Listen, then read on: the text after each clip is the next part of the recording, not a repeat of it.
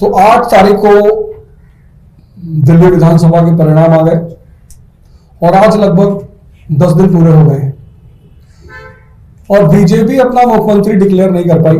इसमें मुझे बस एक चीज लगती है कि नेता का जो सबसे बड़ा गुण होता है जिससे राष्ट्र और समाज का विकास होता है वो होता है उसका विजनरी होना, कि उसे दिखाई पड़ता हो कि क्या करने से समाज, परिवार, राष्ट्र आगे बढ़ेगा। हम दिल्ली को पिछले 10 सालों से चला रहे थे, हम एक चीज पे काम कर रहे थे और उस चीज ने दुनिया के जितने भी आज ताकतवर देश हैं सबको महाशक्ति बनाया है। आप सबको पता ही होगा, वो चाहे यूनाइटेड स्टेट्स ऑफ अमेरिका हो 1787 में स्लम एरिया आज सुपर पावर, चाहे वो जर्मनी हो, चाहे वो जापान हो, चाहे आज चाइना हो, सब ने एक चीज पे काम किया है और उसका नाम है ह्यूमन रिसोर्स। नेचुरल रिसोर्स होने के बाद भी अगर ह्यूमन रिसोर्स स्ट्रांग नहीं होगा तो वो राष्ट्र कभी आगे नहीं बढ़ पाएगा, वो राष्ट्र कभी मजबूत नहीं हो पाएगा। और ये बात हमारे नेता अरविंद केजरीवाल जी को बिल्कुल स्पष्ट थी और इस ह्यूमन रिसोर्स के 2 सबसे स्ट्रांग पिलर है। पहला पिलर एजुकेशन और दूसरा पिलर हेल्थ।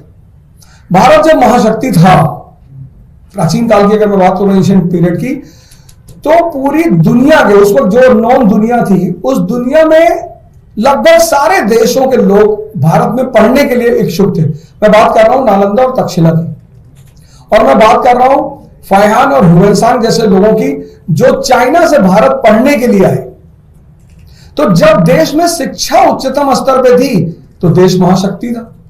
जब देश में चरक जैसे चिकित्सक थे, धन्वंतरी जैसे चिकित्सक थे तो देश महाशक्ति था। इसी का फॉर्मूले को ध्यान में रखकर केजरीवाल जी ने दिल्ली में शिक्षा और स्वास्थ्य पर ध्यान देना शुरू किया कि हमारा ह्यूमन रिसोर्स जितना स्ट्रांग होता चला जाएगा हमारे परिवार मजबूत होते चले जाएंगे, परिवार मजबूत होगा तो समाज मजबूत होगा और राष्ट्र मजबूत हो जाएगा। अब इस विजन को, ऐसा मुझे दिखाई पड़ रहा है कि इस विजन को भाजपा डिकोड ही नहीं कर पा रही है, उसको पता ही नहीं चल पा रहा है कि यार करना क्या है। भाई झगड़ा करना, दंगा कराना, लड़ाई करना ये तो कोई भी कर ले, लेकिन राज्य चलाना और फिर राज्य को आगे लेके जाना, सरप्लस स्टेट का दर्जा दिलवाना। हमारी सीएम साहिबा अभी डिस्कस कर रही थी अपने बजट के बारे में, उन्होंने कहा दिल्ली स्टेट सरप्लस बजट का स्टेट है।